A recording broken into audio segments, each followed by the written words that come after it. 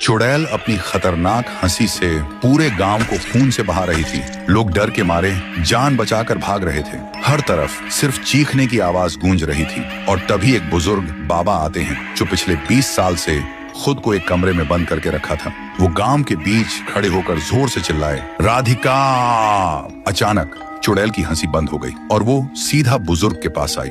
बाबा ने गहरी आवाज में कहा, बंद करो ये सब, बहुत हो गया। सुनते ही चुड़ैल रो पड़ी।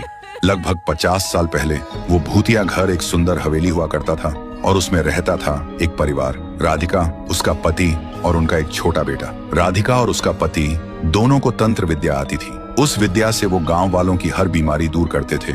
बच्चों का बुखार, औरतों की बीमारी, बुजुर्गों की सांस की दिक्कत, सब कुछ वो ठीक कर देते थे। गांव वाले उन्हें भगवान मानते थे। लेकिन एक दिन गांव में सूखा पड़ गया। अनाज खत्म हो रहा था, पानी सूखता जा रहा था। गांव वालों ने सोचा, इस बार राधिका और उसका पति ही हमारी मदद करेंगे। उन्होंने जोर दिया कि अपनी तंत्र विद्या से पानी बुलाएं। पति मना कर रहा था, बोला कि ऐसा करना प्रकृति के खिलाफ होगा। लेकिन गांव वालों का दबाव बढ़ता गया। उन्होंने धमकी दी, अगर तुमने मदद नहीं की तो तुम्हें और तुम्हारे परिवार को गांव से निकाल देंगे। मजबूरी में राधिका के पति ने एक यज्ञ किया। पानी तो आ गया, लेकिन उस यज्ञ की बलि में उनका अपना बच्चा चला गया। गांव वाले चुप रहे। किसी ने आगे बढ़कर उस परिवार का साथ नहीं दिया। और उस दिन के बाद राधिका के दिल में सिर्फ एक ही बात रह गई, जिनके लिए हमने अपना बच्चा गवा दिया वही लोग हमसे मुंह मोड़ गए। फिर एक दिन राधिका ने अपना सारा तंत्र विद्या एक पुरानी झाड़ू में डाल दिया और अपनी जान देकर अपनी आत्मा को उस झाड़ू में कैद कर लिया था। फिर जब उसका पति घर आया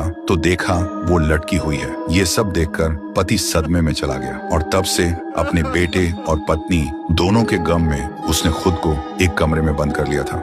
लेकिन अब उन्हें समझ आ गया था, राधिका अपने बच्चे के गम में सबको खत्म कर देगी। फिर राधिका बोली, पति तुम कैसे हो? तुम्हें बहुत दिन बाद देखकर मुझे बहुत अच्छा लगा। आओ हम मिलके अपने बेटे का बदला लेते हैं। ये सुनकर पति की आंखों से आंसू बहने लगे। उसने बस इतना कहा, रुक जाओ जानी, बहुत हो गया। राधिका चीख उठी, नहीं, इन लोगों ने मारा हमारे बच्चे को। इन्हीं की वजह से हमारा बच्चा मर गया। इन्हें मैं कभी माफ नहीं करूंगी। कहकर वो दोबारा आसमान में चली गई और उसी खतरनाक आवाज से हंसने लगी। उसके पति नम आंखों से बोला, आई लव यू जानी। फिर वो रोते रोते एक चमकता हुआ पत्थर राधिका की तरफ उठाया। उस पत्थर से एक तेज रोशनी निकली जो सीधा राधिका के ऊपर जाकर टकराई।